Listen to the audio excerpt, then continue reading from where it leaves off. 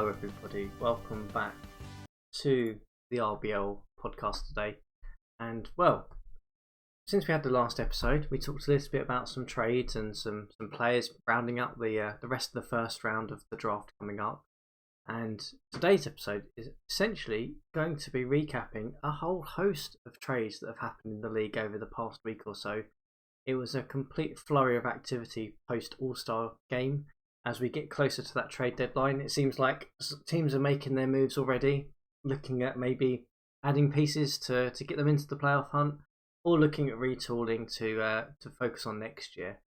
And well, to give you guys a sense of it, we have seen nine different trades already. So if this is an indication of anything, because we get to the trade deadline, we are going to be in for some pretty crazy stuff as we get closer to that sim in a few weeks' time. But let's try and break down some of the trades. And of course, we had some usual suspects in here. We had the Pacers making moves, the Suns making moves, the Spurs, the Hawks continuing to move assets, as well as some things from the Knicks as well. So a lot of different trades to try and break down, and I'll do my best to kind of navigate as we go along in today's episode. I think we have to start at the top of the hour with the team at the top of the Atlantic at the moment, and that is the Philadelphia 76ers. So, for those of you who remember, at the beginning of the season, they traded for Foots Walker. He essentially did not want to re-sign with them, which left them in an interesting conundrum as to whether they continue to pursue with him in the hope that they can sort of get that title this year and maybe re-sign him in the off-season. But the 76ers decided to kind of quite quickly move on from him and moving him to the Indiana Pacers for Ricky Sobers. So essentially the pick was moved. So the 76ers moved a 79 first round pick, a 78 Bucks second round pick. There's Bryant, the power forward, Kobe Bryant's dad, and Foots Walker. So basically bring in Ricky Sobers, and let's try and break that down and see what that means for the 76ers. So for anyone who knows, we'll talk about Foots Walker a little bit on the Pacers perspective, but he was a good guard, an experienced veteran type guard. I think the 76ers brought him in to basically be that six-man leader of the second unit, and he had some injury troubles as we went through the season. But they've essentially cashed him in to pick up 2 years of Ricky Sobers, who is a versatile guard really. He can play the shooting guard position and as well as point guard. He's got passing and handling that's probably acceptable in short spurts to play the point guard position.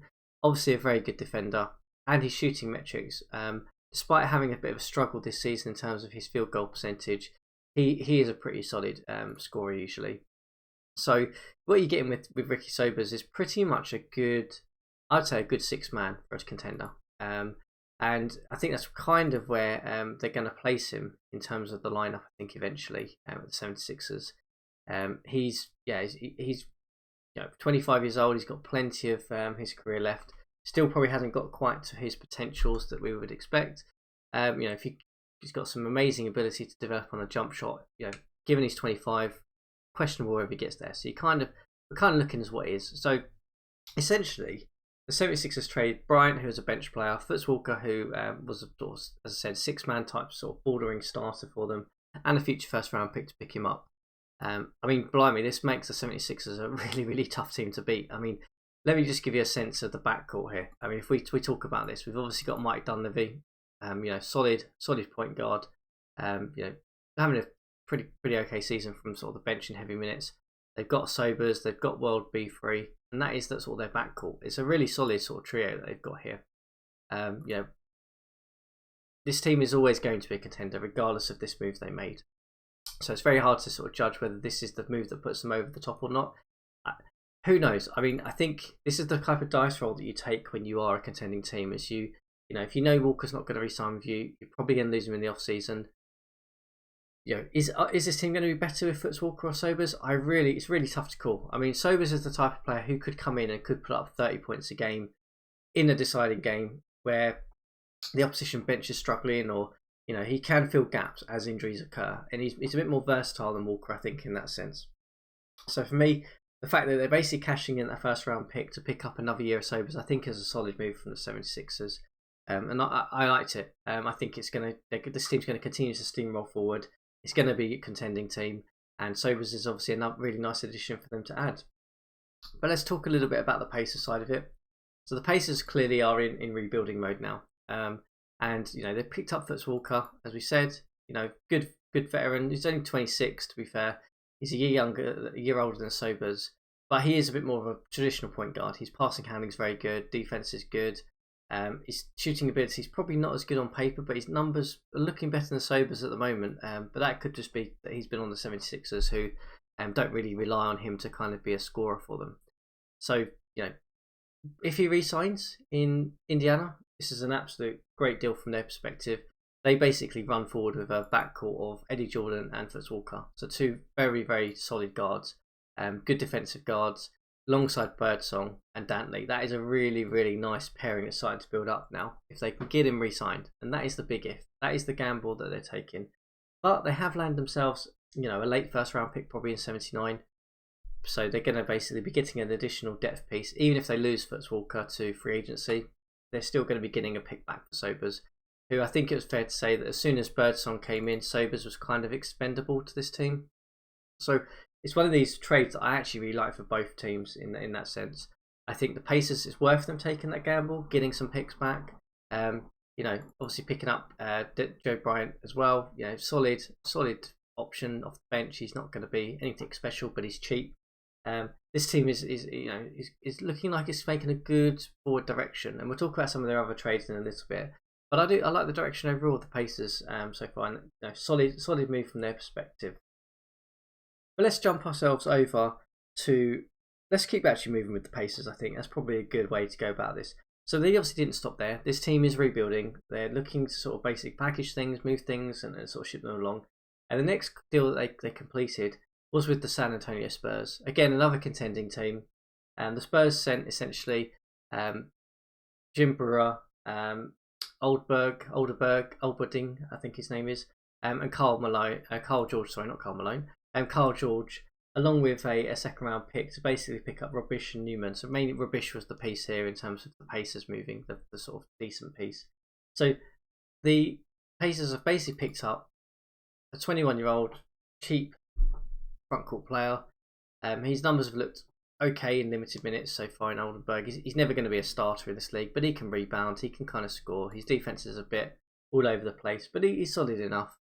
Jim Brewer, 27-year-old, again, he's on quite a sizable contract, but he's just your defensive, all-round, rebounding frontcourt player. He's not a scorer. He's probably a guy pretty much going to be playing 20 minutes a game for a solid team.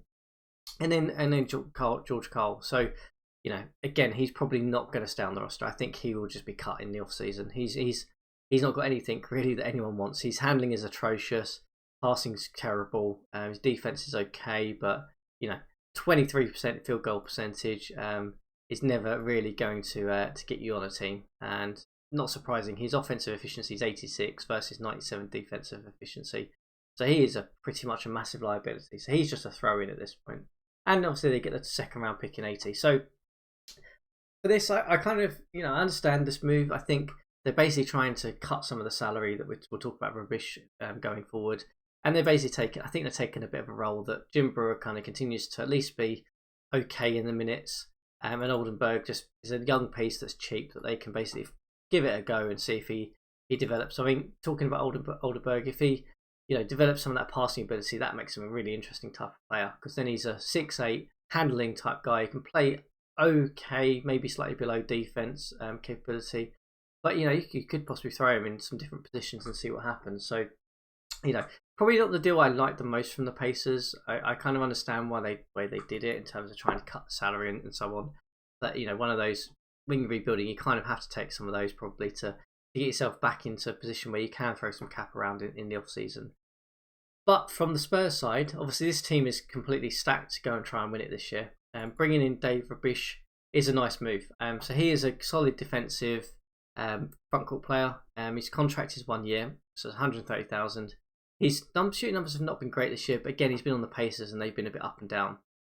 So I think realistically, Rubish is basically coming in to boost some cover. I mean, they've got guys like Larry Kenyon, they can throw in sort of the front court positions as well if they need to, as well as Dan Ranfield and Billy Ports. So they've got, solid enough front court. I think they're kind of thinking about this in terms of the playoffs, and obviously the Spurs are going to have to probably play the Lakers to win the title, and the Lakers have been phenomenal, and obviously they're going to need some Kareem stoppers. So I think that's pretty much why they've made this move. It's a low risk move from their perspective.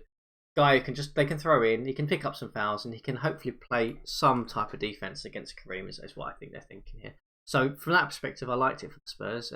The team that's going for it, they've got to try and make some of these minor adjustments. Rubish is not the guy who's going to put them over the top to win it, but he might be a crucial piece in terms of particular matchups, as we said. So solid move for them. I think, as I said, the Pacers, this wasn't my favourite move for them, but I can kind of understand some of the rationale behind it in particular. So let's keep moving with the Pacers, because I think this is a good way of talking about them in particular. So they obviously made a further move, and that was with the New York Knicks. They essentially sent away as a 1-for-1 deal. In the end, it was Toby Knight was sent to the Indiana Pacers, so a young front court player, in exchange for Len Elmer, so a bit more of an experienced veteran type player. Again, this was probably a salary cut opportunity. Toby Knight has looked okay in the minutes that he's played for the Knicks. Nothing too special, but again, he's a type of player that has some small room for development. If he continues to put up these numbers in sort of some more minutes, we could be looking at a guy who's maybe let's say a 15 and 7 guy, in sort of 25 to 28 minutes, which is not terrible by all means. I think they're just basically taking a dice roll on him again. They in this position now, they've got a bunch of young front court players, and I think it's just a case they're going to throw them in, see who kind of pans out, and sort of survival of the fittest really. But they're all on cheap contracts. They're not going to necessarily be anything huge if they cut them, and I think they'll just work that out throughout the rest of the season. So in terms of the Pacers overall, who knows if they continue to make any further moves. I think they're probably pretty much done now. And we kind of alluded to it on the last episode with the Birdsong trade, but I'm quite liking the way this is being built up. So if you think about the backcourt, as I said, Jordan Walker, solid pairing. We haven't even talked about Bristow, who maybe is a guy who they might look to move on from. Solid sort of point guard, backup point guard. But they've got the 2 stars. They've got Otis Birdsong, really, really good young shooting guard, and then obviously Dantley. So they've got 2 very, very good scoring wing positions players now. And it's just going to be a case of building around them at this point. The front court, as I said, is a bit of a mismatch of different things they'll try out. That's clearly going to be where they're going to focus some of their time and energy in the off-season, I think, is in that position. But I quite like how the Pacers are shaping up. They're turning into quite a good, young, exciting team. And next year, we'll see whether they are close to the playoffs. And let's not forget, they are 25 and 35, so they're not a terrible team. They're not necessarily near the playoffs, but they're not far away from being a winning record team. And given that Birdsong and Dantley are only 22, Jordan's 23, they keep Walker is 26, and obviously they have some draft picks in the future as well that they will look to cash in. So Pacers are in good shape. I think they've had a solid think about it. They're going down this sort of rebuild route, quick rebuild route, I should say. Took the opportunity of Birdsong, and we'll see how it kind of pans out for them. But there were some other trades that happened. The main other sort of trade team, I have to say, was the Phoenix Suns. They made a whole range of different moves. Let's talk a little bit about that. So the first move they made was with the Denver Nuggets. So they basically sent away Jim Eakins to the Nuggets, again a team that is in sort of the playoff hunt, looking at sort of taking that division in exchange for a second round pick. So Jim Eakins is again bench type front court player, but a good rebounding player. And it was quite clear the Nuggets have been going for depth in that front court, and it's looking pretty solid now. I mean, they've got Eakins, they've got Lagarde, they've got Bo Ellis. These are guys who, not stars in their own right, but they are solid. And it's a case of just throwing guys around. I think they're like a Danis or in that front court. So Dan will essentially do all the scoring for them in that front court. They just need guys who are going to do all the dirty work there. And I think low risk move from the Denver perspective to kind of fill a need for them probably. Again, talking about the Nuggets, they are in the division where they're going to have to play the Lakers, probably more likely than the Spurs, obviously, but they're going to have to play the Lakers at some point if they're going to win the title. So again, front court positions are key. I mean, I think we talk about some of the other teams looking in the playoffs, some of them making front court moves probably because of the Lakers, and they've been on an absolute tear really. But the Suns did not stop there. That was sort of their smallest move, I would say, of the period. The other move that they continued to think about was they did another sort of smallish deal with the Hawks. So the Hawks essentially again looking to try and get themselves back into the playoff hunt, made a move to bringing Garfield Hurd from the Suns. Again, Garfield is a solid front court player, probably one of the better front court players that have been moved. Good defender, good rebounder. His numbers are looking actually pretty good this year in terms of scoring capability. He's got a couple of years on his deal. He's a 30-year-old veteran. Again, sizing up, building out that depth of that front court. To see the trend of where these trades are going, guys. So basically taking that out, moving a 1980 sort of second round pick over to the Suns. As the Suns probably at 26 and 32, we're I think starting to look at sort of the retool sort of phase of the life cycle of this franchise. They kind of started to step away. They had such a blistering start to the season, had some injuries, and sort of started to step away from that playoff hunt. But then they made an interesting move, I think it's fair to say. So they basically took the opportunity to bring in Brian Winters, who is an expiring shooting guard, elite scoring shooting guard, it's fair to say.